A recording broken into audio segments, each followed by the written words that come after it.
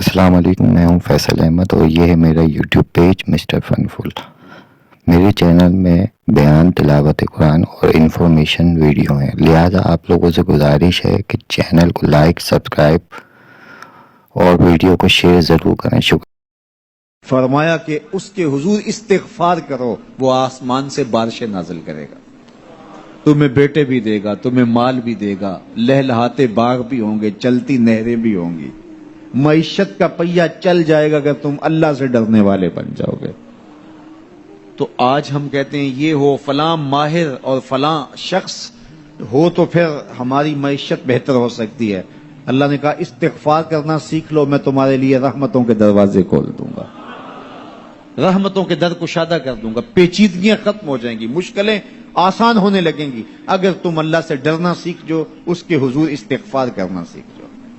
اور اگر تم ایسا نہیں کرو گے تو تمہارے اوپر نیچے سے عذاب نازل ہوگا۔ وَهُوَ الْقَادِرُ، وہ اس بات پہ قادر ہے، ان یبعث علیکم عذابا، کہ وہ تمہارے اوپر عذاب نازل کرے، تمہارے اوپر سے، تمہارے نیچے سے۔ اللہ اکبر۔ اوپر کا عذاب کیا ہے کہ آسمان سے پتھر برسیں، نیچے کا عذاب کیا ہے زلزلے آئیں، یا پھر زمین فصل دینا چھوڑ دے، زمین بنجر ہو جائے، یہ نیچے کا عذاب ہے۔ حضرت عبداللہ ابن عباس رضی اللہ تعالیٰ عنہ فرماتے ہیں اوپر کا عذاب یہ ہے تمہارے حکمران نااہل ہوں، اور نیچے کا عذاب یہ ہے تمہاری اولادیں نافرمان ہو جائیں۔ یہ اوپر اور نیچے کا عذاب ہے جس میں تمہیں مبتلا کر دیا جاتا ہے۔ یہ کب ہوتا ہے؟ جب تم اللہ کے حکموں کے نافرمان ہو جاؤ۔ جب چند لوگ اللہ کے نافرمان ہو جاتے ہیں تو پھر ان چند لوگوں کو انفرادی اذیتوں میں اور مشکلات اور پیچیدگیوں میں مبتلا کیا جاتا ہے۔ لیکن جب کوئی قوم من حیث المجموع اللہ کے حکموں کو توڑتی ہے اور اس کے حکام سے روح گردانی کرتی ہے تو پھر پوری قوم کو مشقتوں میں، اذیتوں میں، تکلیفوں میں مبتلا کر دیا جاتا ہے۔ اس کا علاج کیا بتایا؟ استغفار۔